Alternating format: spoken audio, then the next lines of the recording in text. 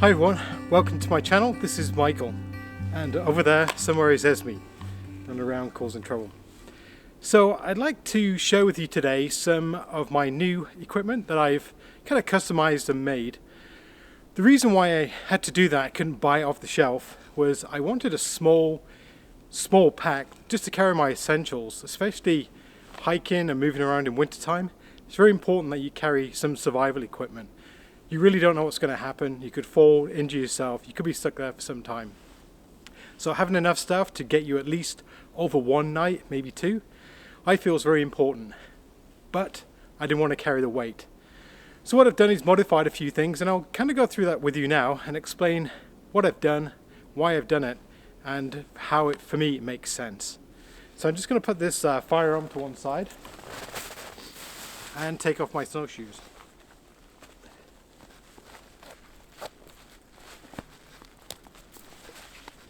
So these are the Canadian military snowshoes, and this is the first time I've actually been out in them, so I'm a bit of a novice, but they seem to work rather well.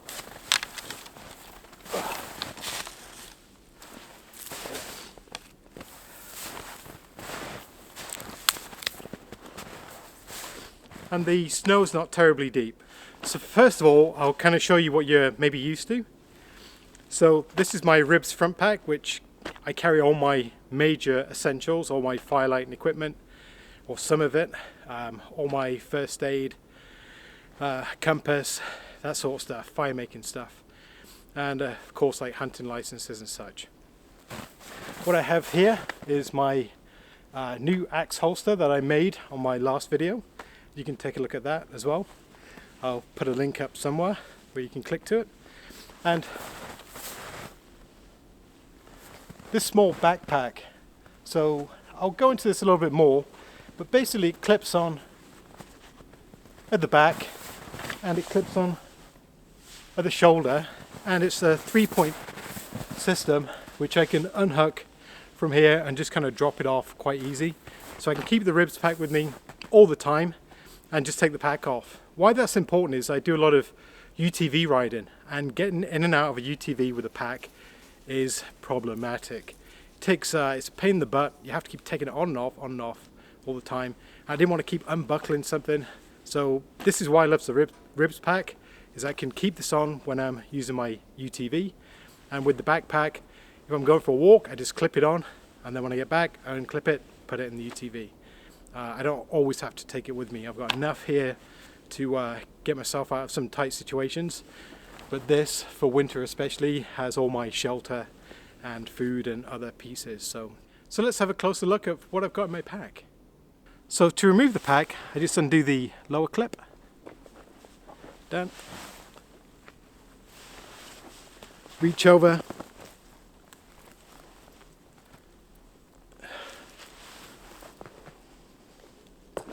The first clip,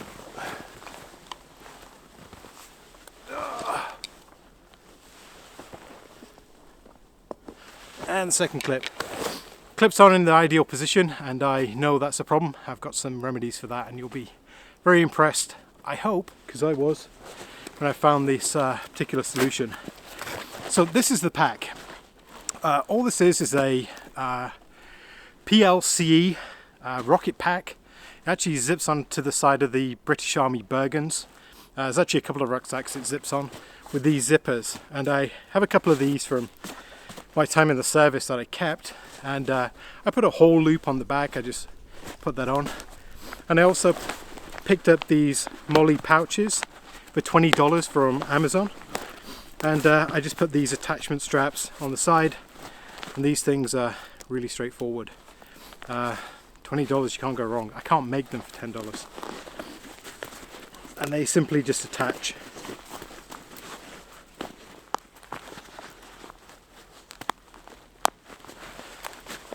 Like so. I have two pouches on either side. I have these little clips as well, so I can actually fasten something like some sort of pole or something long across the back. I don't think I'd trust it for something like an axe. I don't think this bungee type cord is strong enough, but something light could easily go on the back. So the two pouches, what I have in this side of the pouch is basically my food. This is my food pouch, and Esme's water bowl. And on this side I have my shelter equipment. So this is actually a Sea to Summer poncho, sill top poncho, and some cordage as well.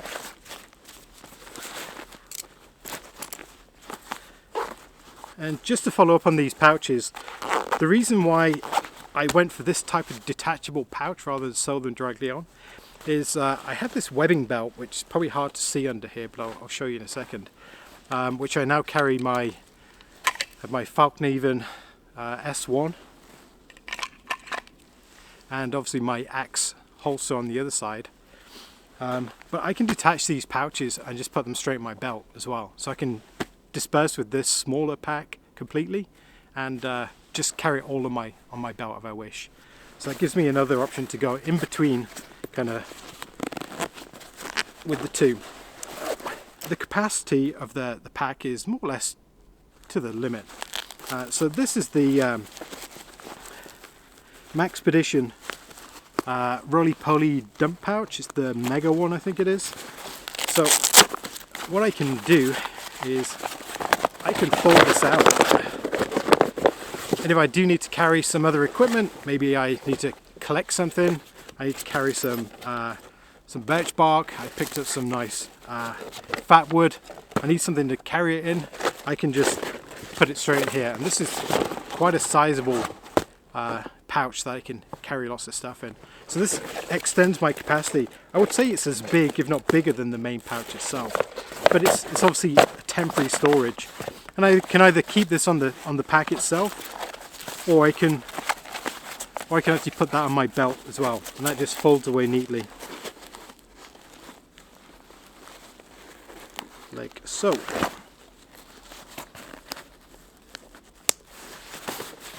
And I just have a Grimlock on the top.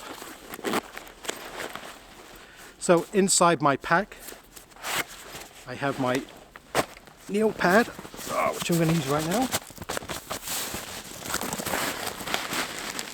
I have this, this is a reflective emergency blanket, but it's the thicker type. That's really good handy. My Silky Big Boy 2000. Esme! She is. My Big Boy 2000. Being able to process wood out here is very, very important, especially in the winter time. That goes with my axe. I have a 32 ounce Nalgene bottle full of water for now, but that'll soon freeze probably. I have my cook kit, which has changed slightly, and I'll just show you that real quick. My spice container, my foldable Sea to Summit cup,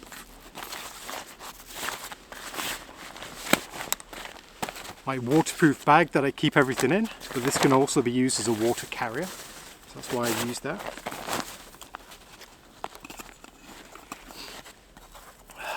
My titanium Tokes mug with a bail handle, tea, coffee. So I went for the Pocket Rocket 2, the MSR Pocket Rocket 2, and I have a small container of isobutane that actually fits in the bottom quite nicely, and just a quick scrub pad in the bottom. The reason I went for this was a lot of the time when I'm out, I just want to get a brew going, I want to boil some water real quick, and I want to get out of there, I want to keep moving. The stick stoves I found were taking too long to set up, to actually get a good boil going, whereas this is a lot more convenient. I hate the fact that I have to use a canister, and I'll review that going on, but so far it's worked out quite well for me. So that all fits in my pouch. Then my last item is if I do want to do some over the fire cooking, I have my Expedition Research small grill, which is here, and that works perfect. If I do want to create a quick fire for warmth as well to cook on, this is a much better option than just a small stick stove, which isn't going to give me any warmth, but this thing cooks and gives me warmth, and it weighs literally nothing. So that's what I'm carrying in my pack. What I'm going to do now is just set up the shelter as if I was out here for the evening. I was going to use my shelter system to camp out. So I'll just put it under these trees here and see how it goes.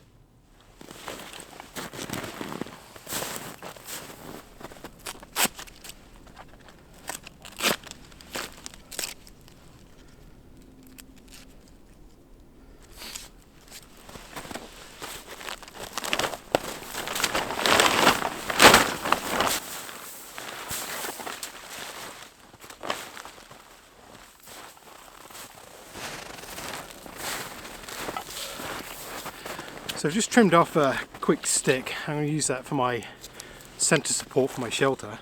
I think it may be a little bit long.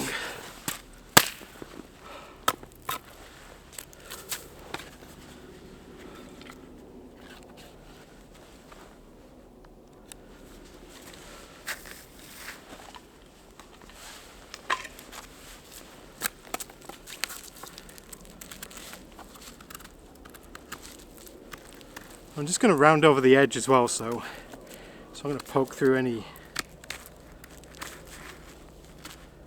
fabric.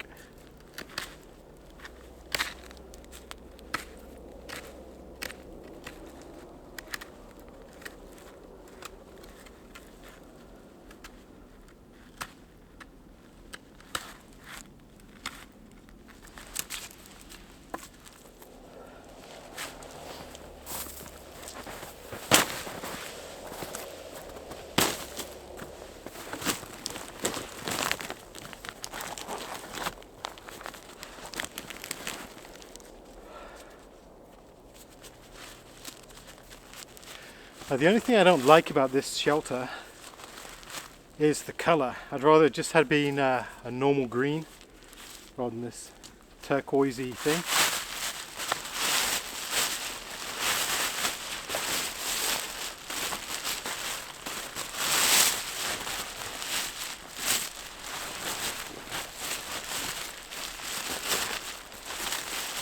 So as you can see, it's just a regular poncho made of steel nylon,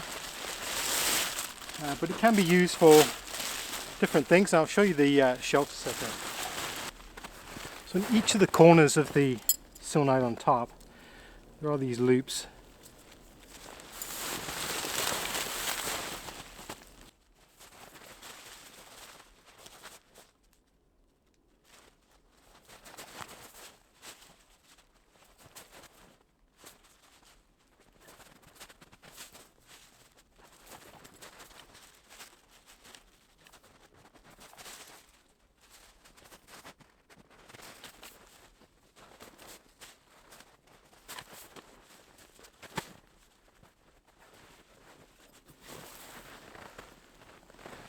It's getting a bit cold.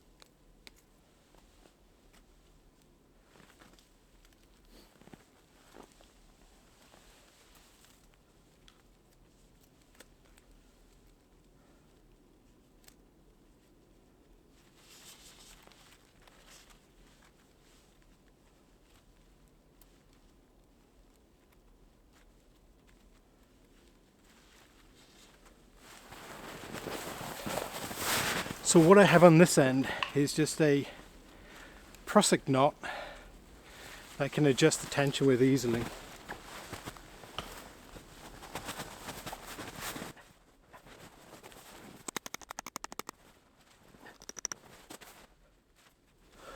What I'm now going to do is just tie off the hood.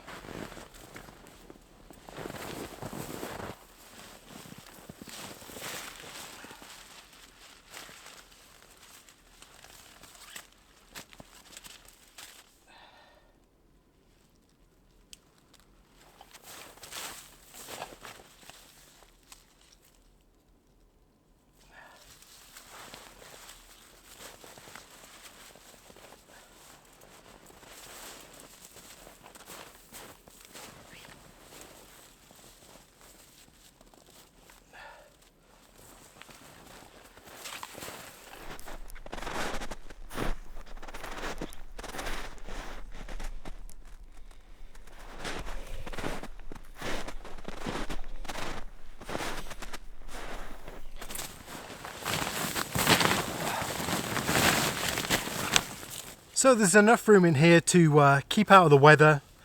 I could sleep in here, I could survive. I would have a fire in front of me with a reflector, and I think I could get through the most of pretty much the majority of the bad weather as long as I had fire. It's large enough to sleep in. It's a little bit cramped. See, I've got my legs curled, but if I stretched out,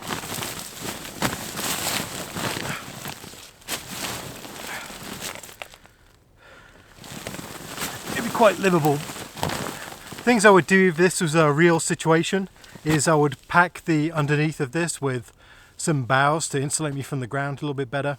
I would fill the side areas, the voids around the top, with snow just to compact that in. And obviously I would put this guy line off to one side so I could have my fire relatively close. And this is all within my small winter pack. So I hope you like my lightweight backpack solution. I really couldn't find anything on the market that would suit my needs. I like that it's very modular, I like that it's very small, and it carries the essentials for me. I think after all these years I've spent outdoors and camping outside, especially in Canada, where the weather is very different from other places that I've camped and spent time, is you can't really take too many chances. But as my experience and my skills have increased, I found I want to carry less and less. I think there is a threshold where safety is to a point where you don't want to risk it. Like, don't leave it at home if it's going to cause any sort of safety threat. But there are things I've started to just leave at home. I don't carry too much water in winter. I'm surrounded by the stuff. So I don't kind of try and carry things like that. I carry 3 methods of fire lighting. An axe and a saw is maybe overkill, but it's more convenience. I'd rather have a saw with me, saves a lot of work. My first aid kit I always carry, like I say. So hope you enjoyed the video, and if you have any comments, go ahead and leave them down below, and until next time, take care.